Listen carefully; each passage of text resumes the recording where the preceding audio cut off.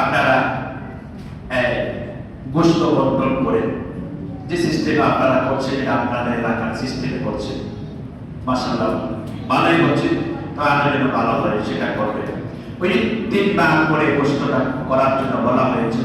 একজন আলোচক, ধর্মীয় একজন আলোচক এটাকে হারাম করেছে। আমি ওনার সাথে চ্যালেঞ্জ দিচ্ছি, আপনি বলেছেন লাইভে, আমি বলছি লাইভে, আমি আমার কথা শুনবেন, দেখবেন। আমি বলছি 3 ভাগ করা মুস্তাহাব, আপনি বলছেন হারাম। আপনার এই মাসালাকে উল্টো করে, এটা আপনার বানানো কথা, আপনার এই বানানো কথা শরীয়ত নয়। আমি যেটা বলছি এটা হাদিস থেকে গবেষণা করে আমি বলছি, এটা রাসূলের কথা আমি বলছি। কোরবানির মাংস 3 ভাগ করে খাবে। আমি জিজ্ঞেস করি যারা কোরবানি দাতা, আপনারা কি কোরবানির দিন 2 দিন 3 দিন গোশত খান আর বাকি 365 দিন খান না? জনগণ খান না? খান। যোগ্যতা কে দিয়েছে আপনাদেরকে? আল্লাহ দিয়েছেন। তো এই কোরবানি দিনে গরিবদেরকে আপনি একটু গোশত বিলিয়ে দেওয়া, এটা হারাম হবে কেন? বলেন হারাম হবে কেন?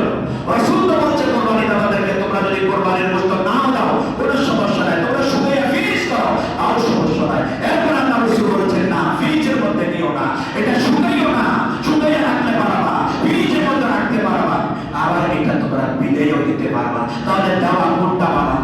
বিলে দেওয়া ভালো নাকি ফ্রিজে রাখা ভালো? বিলে দেওয়া ভালো। এটা আদর্শ, এটা বিধান, এটা ইসলামের সবচেয়ে বড় সৌজন্যতা বোধ। আপনি একদিন গোশত আপনার আত্মীয় বাড়িতে পাঠিয়ে দেন, ওর কলিজাটা 2 হাত বড় হবে। কথা বলেন ঠিক না ঠিক? ভাই কোরবানি দেন, ওই যে কোরবানি দিতে পারে না, বহুত বাড়ির দিকে তাকিয়ে থাকে, অবশ্যই ভাই আমার বাড়িতে গোশত পাঠাবে। কথা বলেন ঠিক না ঠিক? বাতিজা কোরবানিতে চাচা দিতে পারে না, এরকম সিস্টেম আমাদের দেশে নাই।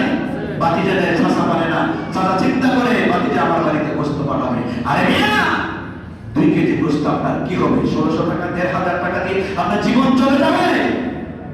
এটা যদি দেন আজীবন তাদের কাছে আপনি, আপনার কাছে তারা রেডি হয়ে থাকবে এবং আপনার মুখ চেয়ে তারা কথা বলতে হিসাব করে বলবে। কারণ মানুষ হিসাব করে দানে মানুষের ইজ্জত বাড়ে, মর্যাদা বাড়ে। কথা বলে ঠিক না ঠিক? এটা জরুর করো, ফিজার না করে, ফিজার না করে, সঠিক জিনিসের কথা না কইরা আত্মীয় স্বজনকে দিয়ে দিবেন। 3টি ভাগ করে গোশতগুলো দিয়ে দিবেন। আমরা যারা সওয়াবের মালদার, আল্লাহ আমাদেরকে খাওয়ার তৌফিক দিয়েছে। আর যারা কোরবানি দিতে পারে না, আমরা দোয়া করি আল্লাহ যেন তাদেরকে কোরবানি দেওয়ার তৌফিক দেয়। বলেন আমিন। আমাদের কোনো লস হবে না, আমাদের কোনো লস হবে না, আমাদের কোনো লস হবে না। শরীর পুরো করার রাহাদারি কিলাকিলি মারামারি কইনা কইনি, কারোর সাথে মুখ কালাকালি, বুঝতে বন্টনে কোনো রকমের যেন কিলাকিলি মুখ কালাকালি না হয়। দোহাই আল্লাহ আপনাদেরকে। বাকি কথা হয়তো আমাদের কাউন্সিলর সাহেব বলতে পারে, ওই যে বিভিন্ন বিষয়ে উনি হয়তো দিক নির্দেশনা আপনাদেরকে দিবেন। আমি আর বিস্তারিত